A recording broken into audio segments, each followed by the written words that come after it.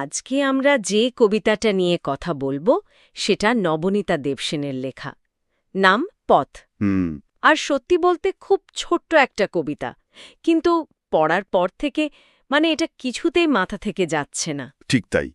কিছু কবিতা থাকে না যেগুলো আকারে খুব ছোট, কিন্তু তাদের ভেতরের জগৎটা মহাবিশ্বের মতো বিশাল। একদম। পথ ঠিক সেই রকম একটা কবিতা।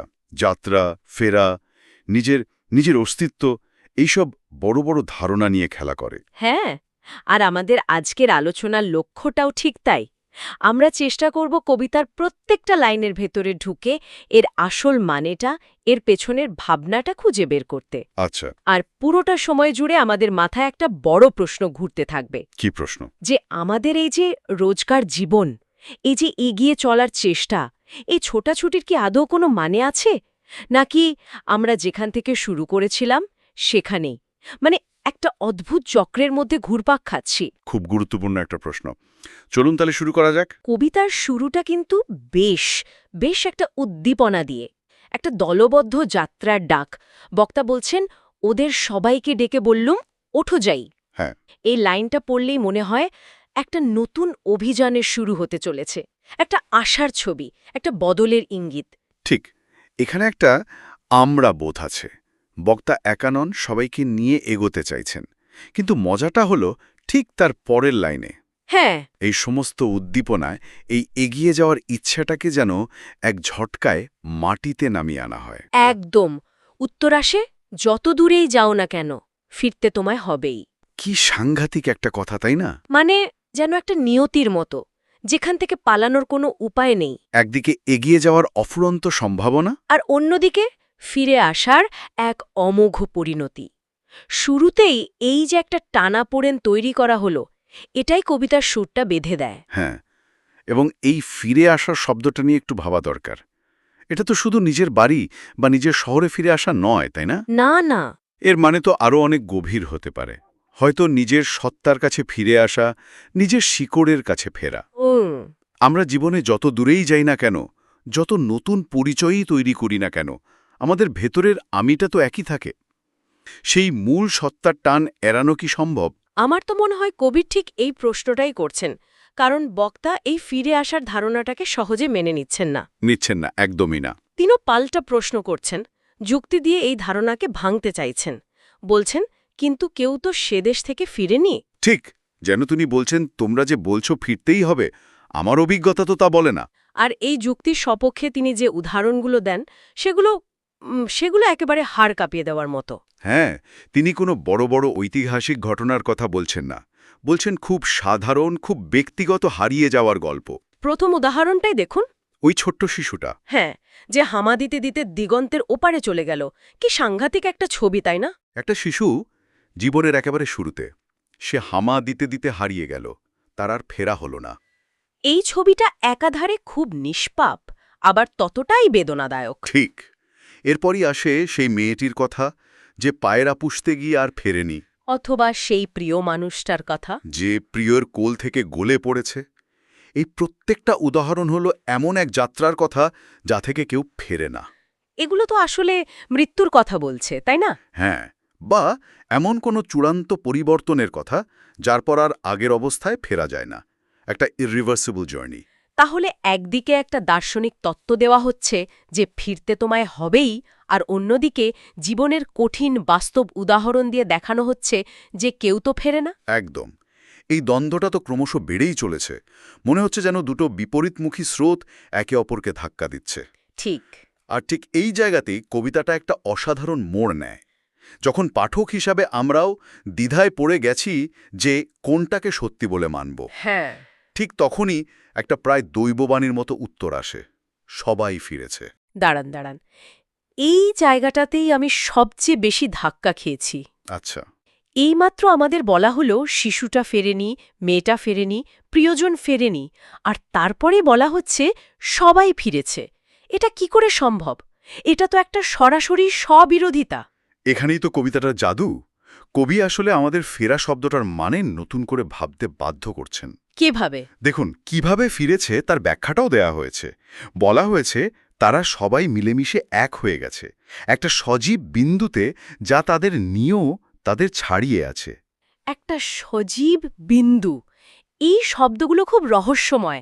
আমার শুনে মনে হচ্ছে যেন সবকিছুর উৎস অনেকটা বিগ ব্যাংয়ের মতো, কিন্তু আরও জীবন্ত, আরও আধ্যাত্মিক একটা ধারণা। আমি কি ঠিক পথে ভাবছি? আপনি একেবারে ঠিক পথে ভাবছেন। এখানে ফেরা মানে আর শারীরিক প্রত্যাবর্তন নয়, আচ্ছা। এটা একটা দার্শনিক বা আধ্যাত্মিক প্রত্যাবর্তন। এই সজীব বিন্দু হতে পারে সেই কসমিক কনসিয়াসনেস বা সেই পরম সত্তা, যেখান থেকে সব প্রাণের সৃষ্টি আর যেখানে সব প্রাণ শেষে লীন হয়ে যায়। তার মানে আমাদের ব্যক্তিগত যাত্রাগুলো, আমাদের হারিয়ে যাওয়া, আমাদের মৃত্যু, এই সব কিছু আসলে বিচ্ছিন্ন ঘটনা নয়। একদমই নয়। শেষ পর্যন্ত আমরা সবাই সেই এক বৃহত্তর অস্তিত্বের অংশ হয়ে যাই। তার মানে আমাদের জন্ম আর মৃত্যু দুটোই আসলে ওই এক বিন্দু থেকে শুরু আর ওই বিন্দুতেই শেষ। হ্যাঁ, আমাদের আলাদা আলাদা পথগুলো আসলে ওই এক বিন্দুতে গিয়েই মিশেছে। এটা তো জীবনকে দেখার পুরো দৃষ্টিভঙ্গিটাই বদলে দেয়। অবশ্যই। আমরা সাধারণত জীবনকে একটা সরল রেখা বা টাইমলাইন হিসাবে দেখি। জন্ম, তারপর বেড়ে ওঠা, তারপর মৃত্যু, একটা রৈখিক গতি। হুম। কিন্তু এই কবিতা বলছে জীবনটা হয়তো সরল রেখা নয়, একটা বৃত্ত, অথবা হয়তো সময়টাই একটা ভ্রম, হয়তো কোনো শুরু বা শেষ নেই। আছে শুধু ওই চিরন্তন সজীব বিন্দু, এক অনন্ত বর্তমান। একদম। এই ধারণাটা হজম করা সত্যিই কঠিন, আর কবিতার বক্তাও যেন আমাদের মতোই বিভ্রান্ত। ঠিক। তিনি হয়তো এই সজীব বিন্দুর ধারণাটা মেনে নিলেন, কিন্তু তার পরের প্রশ্নটা খুব বাস্তব, খুব যৌক্তিক একটা প্রশ্ন। তিনি বলছেন, কিন্তু কোন পথে? হ্যাঁ, এই প্রশ্নটা অসাধারণ, কারণ তার যুক্তিটা হলো যাবার পথ তো আমার পদক্ষেপের সঙ্গে সঙ্গে সৃষ্টি হবে। ঠিক। এর মানে হলো আমি যখন হেঁটে যাই, আমার পায়ের ছাপ পড়তে পড়তে পথ তৈরি হয়। আমি যখন এগিয়ে গেলাম, আমার পেছনের সেই পথ তো মিলিয়ে গেল। তাহলে আমি ফিরব কোন পথে? ফেরার জন্য তো একটা চেনা রাস্তা থাকতে হবে, তাই না? ঠিক তাই। এটা তো খুব স্বাভাবিক একটা প্রশ্ন। আমি যদি জঙ্গল কেটে আটঙ্গুটুন রাস্তা বানিয়ে এগিয়ে যাই, ফেরার সময় সেই রাস্তাটা খুঁজে পাবো কি করে? আর এই মানবিক বিভ্রান্তির উত্তরেই কবিতাটা তার সবচেয়ে গভীর, সবচেয়ে বিস্ময়কর সত্যিটা প্রকাশ করে। কি সেই উত্তর? উত্তরটা আসে, যে পথ তুমি এইমাত্র গড়বে, সে পথ গড়া ছিল, চিরকাল গড়া থাকবে। ওহ, এই লাইনটা পড়ার পর কিছুক্ষণ চুপ করে বসে থাকতে হয়। হুম। তার মানে আমি যে ভাবছি আমি পথ তৈরি করছি, সেটা আসলে সত্যি নয়, পথটা আগে থেকেই ছিল। ঠিক তাই। কবিতাটি বলছে আমাদের এই যে কর্তা হওয়ার অনুভূতি, এই যে আমি আমার জীবন গড়ছি, আমি আমার পথ তৈরি করছি, এই পুরো ধারণাটাই হয়তো একটা ইলিউশন, একটা মায়া। আমরা ভাবছি আমরা স্বাধীনভাবে সিদ্ধান্ত নিচ্ছে। কিন্তু হয়তো আমরা এমন একটা পথেই হাঁটছি যা আগে থেকেই নির্দিষ্ট করা ছিল। তার মানে কি উনি বলতে চাইছেন যে আমাদের কোনো চয়েসই নেই, যে আমরা শুধু একটা লেখা স্ক্রিপ্ট অনুযায়ী অভিনয় করে চলেছি? এটা তো বেশ হতাশাজনক একটা ভাবনা। হতাশাজনক তো বটেই, আবার অন্যদিক থেকে দেখলে হয়তো স্বস্তিদায়কও। কিভাবে? এর পরের লাইনগুলো দেখুন।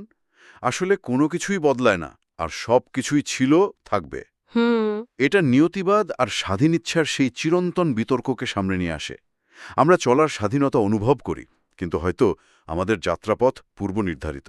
একদিকে এটা আমাদের অহংকে আঘাত করে, মনে হয় আমাদের কোনো নিয়ন্ত্রণ নেই। ঠিক। আবার অন্যদিকে ভুলের ভয়টাও তো কমে যায়, তাই না? যদি পথ আগে থেকেই তৈরি থাকে, তাহলে পথ হারানোর ভয় কিসের? এটা সত্যি একটা অদ্ভুত অনুভূতি। একই সাথে নিজেকে ক্ষমতাহীন আবার সুরক্ষিত মনে হচ্ছে। এক্কেবারে। কবিতা আমাদের স্বস্তির জায়গাগুলো থেকে বের করে এনে এই বড় প্রশ্নগুলোর মুখোমুখি দাঁড় করিয়ে দেয়। আর ঠিক এরপরই এই গভীর দার্শনিক আলোচনার শেষে কবি আমাদের আবার মাটির পৃথিবীতে ফিরিয়ে আনেন। হ্যাঁ, পূর্বপুরুষদের কথা বলেন। এই অংশটা খুব সুন্দর। আমার বকুল পারুল শাঁখ পিয়ালেরা ওপর দিকে আঙুল তুলে দেখালো যে আকাশ তারা চিরকাল দেখিয়েছে। হুম। এখানে বকুল পারুল শাঁখ পিয়ালে বলতে তো পূর্বপুরুষদেরই বোঝানো হচ্ছে, তাই না? হ্যাঁ, এটা একটা রূপক, আমাদের বংশ পরম্পরা, আমাদের ঐতিহ্য। আর তারা কিসের দিকে আঙুল দেখাচ্ছে? আকাশের দিকে। সেই একই আকাশ যা তাদের বাবা মা, তাদের ঠাকুরদা ঠাকুমা প্রজন্মের পর প্রজন্ম ধরে দেখে এসেছে। এই আকাশটা এখানে কিসের প্রতীক হতে পারে বলে আপনার মনে হয়? আমার মনে হয় আকাশটা হলো সেই ধ্রুব সত্যের প্রতীক, যা বদলায় না। আমরা মানুষ, আমাদের জন্ম হয়, মৃত্যু হয়, আমরা পথ বানাই, পথ হারাই, আমাদের এত ছোটাছুটি, এত দ্বন্দ্ব, কিন্তু আকাশটা স্থির, অপরিবর্তনীয়। একদম সে মৌনচালিত এই সব কিছু দেখে চলে। অসাধারণ বলেছেন। আকাশ এখানে সেই চিরন্তন অপরিবর্তনীয় বাস্তবতার প্রতীক। আমাদের সমস্ত ব্যক্তিগত জয় পরাজয়, পথ খোঁজার ভ্রম, এই সব কিছুর ঊর্ধ্বে এক শাশ্বত সত্য হয়ে সে দাঁড়িয়ে আছে। পূর্বপুরুষেরা যেন বলতে চাইছেন, দেখো, আমরাও তোমাদের মতোই পথ খুঁজেছি, ফিরে এসেছি, কিন্তু আসল সত্যিটা হলো ওই আকাশ, ওটাই একমাত্র ধ্রুবক। ঠিক। আর কবিতার শেষ লাইনটা এই ভাবনাটাকেই যেন সম্পূর্ণ করে। আর আকাশ ঠিক তেমনি করেই ঝরে যেতে লাগল, সময়ের নিশ্চল মুখর বৃষ্টি ঝরিয়ে। এই নিশ্চল মুখর বৃষ্টি কথাটার মধ্যে একটা অদ্ভুত বিরোধাভাস আছে। আছে। নিশ্চল মানে তো নীরব, আর মুখর মানে কথা বলা। দুটো একসাথে কিভাবে হয়? এটাই তো কবিতার সৌন্দর্য। সময়কে একটা বৃষ্টির সাথে তুলনা করা হচ্ছে। এই বৃষ্টি নিঃশব্দ, কারণ সময়ের বয়ে যাওয়া আমরা কান দিয়ে শুনতে পাই না। আচ্ছা। কিন্তু এটা মুখারও, কারণ এর প্রভাব আমাদের জীবনে, ইতিহাসে, সভ্যতায় স্পষ্ট ছাপ রেখে যায়। হুম। এই বৃষ্টি আমাদের জন্ম দেয়, বড় করে, আবার একদিন শেষও করে দেয়। এর ফোঁটাগুলো নীরব, কিন্তু সম্মিলিতভাবে এরা জীবনের গল্প বলে। বাহ, সাইলেন্ট কিন্তু সোচ্চার। সময়ের এর চেয়ে ভালো বর্ণনার কি হতে পারে? তাই না? তাহলে পুরো কবিতাটা মিলিয়ে যা দাঁড়ালো, তা হলো আমরা যেটাকে আমাদের ব্যক্তিগত যাত্রা বা এগিয়ে যাওয়া ভাবছি, তা আসলে এক অনন্ত চক্রের অংশ। হ্যাঁ। আমরা একটা পূর্ব নির্ধারিত পথেই হাঁটছি, আর আমাদের শুরু আর শেষ সবই ওই এক সজীব বিন্দুতে বাঁধা। ঠিক। আমরা ভাবছি আমরা নদী, বয়ে চলেছি সাগরের দিকে। কিন্তু হয়তো আমরা আসলে সমুদ্রের ঢেউ। বাহ! পারে আছড়ে পড়ছি, আবার সমুদ্রে ফিরে যাচ্ছি। ওঠা পড়াটা সত্যি, কিন্তু সমুদ্র থেকে আলাদা হয়ে যাওয়ার ধারণাটাই হয়তো একটা ভ্রাম। এই আলোচনাটার পর কবিতাটা আমার কাছে আরও গভীর, আরও অর্থবহ হয়ে উঠল। এটা শুধু একটা কবিতা নয়, একটা সম্পূর্ণ জীবন দর্শন। আর এই দর্শন আমাদের জন্য একটা চূড়ান্ত প্রশ্ন রেখে যায়। আচ্ছা, এই প্রশ্নটা হয়তো আমাদের শ্রোতাদের ভাবার জন্য রেখে দেওয়া যেতে পারে। বলুন। যদি সত্যি, মানে অন্য কোনোখানে যাওয়ার কিছু নেই হয়, যদি আমাদের আসল গন্তব্য সেখানেই হয় যেখানে আমরা ইতিমধ্যেই রয়েছি, হুম। তাহলে আমাদের জীবনের লক্ষ্য, আমাদের উচ্চাকাঙ্ক্ষা, আমাদের এই যে রোজকার দৌড়, এই সব কিছুর অর্থ কি দাঁড়ায়? তাই তো। এই সত্যটা জানা বা উপলব্ধি করা আমাদের দৈনন্দিন জীবনকে, আমাদের ছোট বড় সিদ্ধান্তগুলোকে কিভাবে প্রভাবিত করতে পারে, এটা বোধহয় ভাবার মতো একটা বিষয়।